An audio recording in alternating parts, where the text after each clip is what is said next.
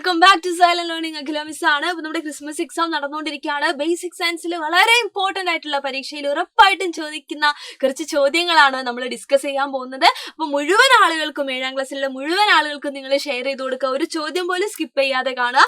Question ഇതാണ്, ഞാൻ നോക്കിക്കോളൂ. Materials used for the experiment to show whether all objects conduct heat are given below. കുറെ objects ഇവിടെ തന്നിട്ടുണ്ട്, കുറെ വസ്തുക്കൾ തന്നിട്ടുണ്ട്. നമ്മുടെ ക്വസ്റ്റ്യൻ എന്ന് പറയുന്നത് which objects are used to make the handle of vessel used for cooking, അല്ലെ? അതായത് നമ്മൾ പല വെസൽസും കുക്കിങ്ങിന് വേണ്ടി യൂസ് ചെയ്യാറുണ്ട്. അപ്പൊ അതിനകത്ത് ആ പാത്രങ്ങളുടെ കൈപ്പിടി നിർമ്മിക്കാനായിട്ട് ഇതിൽ ആരൊക്കെയാണ് നമ്മൾ യൂസ് ചെയ്യുന്നത്? അപ്പൊ നമുക്കറിയാം, വസ്തുക്കൾ നമ്മൾ രണ്ടായിട്ട് തരംതിരിക്കാറുണ്ട്, good conductors and poor conductors, അല്ലെ? നന്നായിട്ട് ഹീറ്റ് കടത്തിവിടുന്ന ആളുകളാണെങ്കിൽ അവരെ നമ്മൾ ഗുഡ് കണ്ടക്ടേഴ്സ് എന്ന് വിളിക്കും. മെറ്റൽസ് ഒക്കെ ആ കൂട്ടത്തിൽ വരുന്ന ആളുകളാണ്. അതേസമയം ഹീറ്റ് നന്നായിട്ട് കടത്തിവിടാത്ത ആളുകളാണ് ആര്? പുവർ കണ്ടക്ടേഴ്സ് അഥവാ കുചാലകങ്ങൾ എന്ന് പറയുന്നത്. അപ്പൊ ഈ തന്നിരിക്കുന്നതിൽ നമുക്കറിയാം രണ്ടേ രണ്ട് ആളുകൾ, അതായത് നമ്മുടെ മരക്കഷ്ണവും ബേക്കലൈറ്റും മാത്രമാണ് ആര്?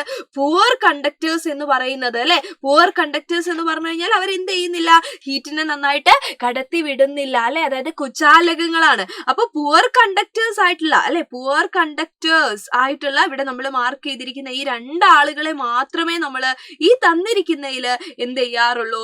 കൈപ്പിടിയായിട്ട്, ഹാൻഡിൽസ് ആയിട്ട് യൂസ് ചെയ്യാറുള്ളൂ. അതിന്റെ റീസൺ എന്ന് പറയുന്നത് നമുക്കറിയാം, നമ്മൾ കൈ പൊള്ളരുത്, നമ്മളത് അങ്ങോട്ടും ഇങ്ങോട്ടും ഒക്കെ എടുത്ത് വെക്കുന്ന സമയത്ത്, അല്ലെ? ഇതല്ലാത്ത പക്ഷം നമ്മളെ വീട്ടിൽ നമ്മൾ എന്ത് ചെയ്യാറുണ്ട്? ക്ലോത്ത് ഒക്കെ യൂസ് ചെയ്യാറുണ്ട്, പേപ്പർ യൂസ് ചെയ്യാറുണ്ട്. അതിന്റെ ഒക്കെ റീസൺ എന്ന് പറയുന്നത് അവരെന്തായതുകൊണ്ടാണ്? പുവർ കണ്ടക്ടേഴ്സ് അഥവാ കുചാലകം ആയതുകൊണ്ടാണ്. ശ്രദ്ധിച്ചിരിക്കണേ. അടുത്ത ക്വസ്റ്റ്യൻ നോക്കാം. പകൽ സമയം കടൽ തീരത്തെത്തിയാൽ തണുത്ത കാറ്റ് വീശും, അല്ലെ? എന്താണ്? ഡേ ടൈമിലുള്ള കാര്യമാണ് പറയുന്നത്. അപ്പൊ നമുക്കൊരു കാറ്റ് വീശുന്നുണ്ട്, അവിടെ തണുത്തൊരു കാറ്റ് വീശുന്നുണ്ട്. അപ്പൊ നമ്മളോട് ചോദിച്ചിരിക്കുന്ന എന്താന്ന് വെച്ച് കഴിഞ്ഞാല് where does this breeze come from, അല്ലെ? Explains how it is formed. അപ്പൊ എവിടുന്നാണ് ഈ കാറ്റ് വീശുന്നത്? അതിന്റെ എക്സ്പ്ലനേഷൻ നമ്മൾ എന്ത് ചെയ്യണം? കൊടുക്കണം. അപ്പൊ നമ്മൾ കൃത്യമായിട്ട് പഠിച്ചിട്ടുണ്ടായിരുന്നു, അല്ലെ? ഒരു കോഡൊക്കെ വെച്ച് നമ്മൾ പഠിച്ചിട്ടുണ്ടായിരുന്നു. ഒരേപോലെ, അല്ലെ, നമുക്ക് എഴുതാൻ പറ്റും. കടൽ കാറ്റ് എപ്പോഴാണ്? പകലാണ്, അല്ലെ? കടൽ പകൽ എന്ന് പറയുന്ന, അല്ലെ, ആ ഒരേ അക്ഷരം റിപ്പീറ്റ് ചെയ്യുന്നത് വെച്ചുകൊണ്ട് തന്നെ നമുക്ക് കൃത്യമായിട്ട് പറയാൻ പറ്റും. അപ്പൊ കടൽക്കാറ്റ് വീശുന്നത് എപ്പോഴാണ്?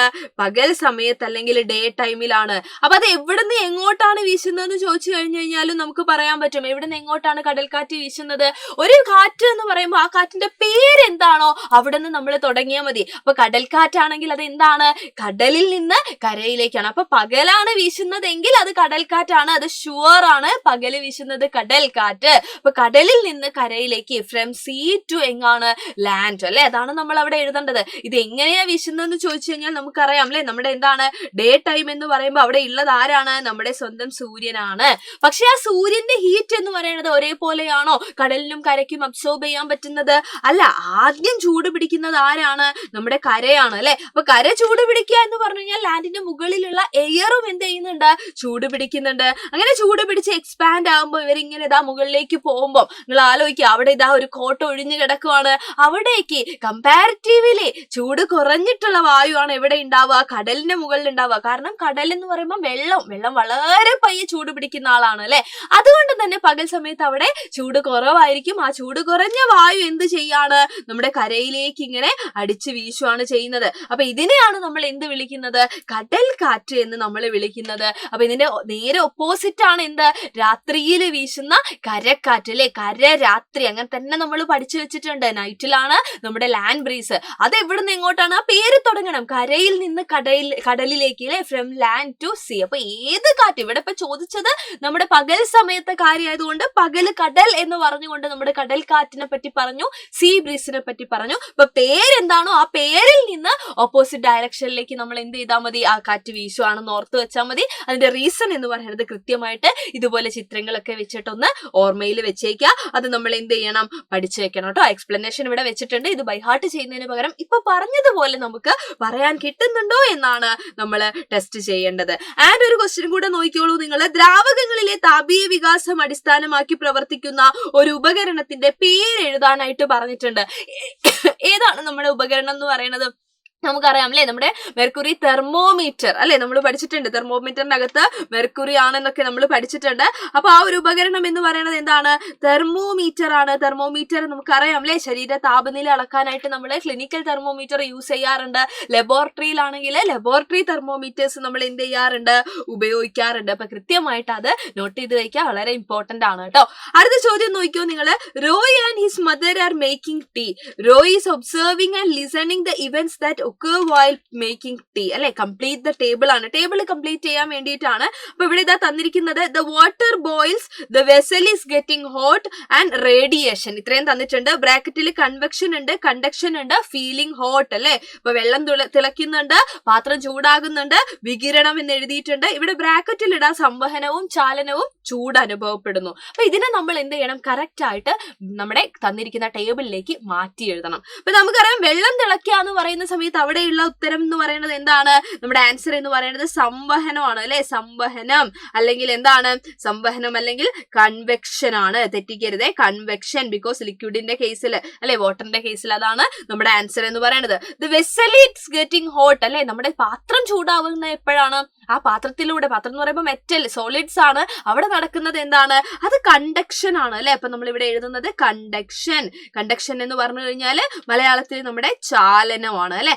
ഇനി വികിരണമാണ് അല്ലെ. വികിരണം കൊണ്ടാണ് നമ്മുടെ ചുറ്റിലേക്ക് എന്ത് ഫീൽ ചെയ്യുന്നത്? നമുക്ക് ആ ഒരു താപം അല്ലെങ്കിൽ ഹീറ്റ് അല്ലെ. അപ്പൊ താപം അനുഭവപ്പെടുന്നത് അല്ലെങ്കിൽ ചൂട് അനുഭവപ്പെടുന്നത് എന്താണ്? വികിരണത്തിന് എക്സാമ്പിൾ ആണ്. അപ്പൊ അത് നമ്മൾ എന്ത് ചെയ്യണം? ഈ ഒരു കോളത്തിൽ നമ്മൾ എഴുതണം. ഓക്കെ, അപ്പൊ ഇത് വളരെ ഇമ്പോർട്ടന്റ് ആണ്. കാരണം ഇവിടെ ഈ ഒരു ഒറ്റ ക്വസ്റ്റ്യനിൽ നമ്മൾ 3 ആളുകളെയും നമ്മൾ എന്ത് ചെയ്തിട്ടുണ്ട്? പരിചയപ്പെട്ടിട്ടുണ്ട്.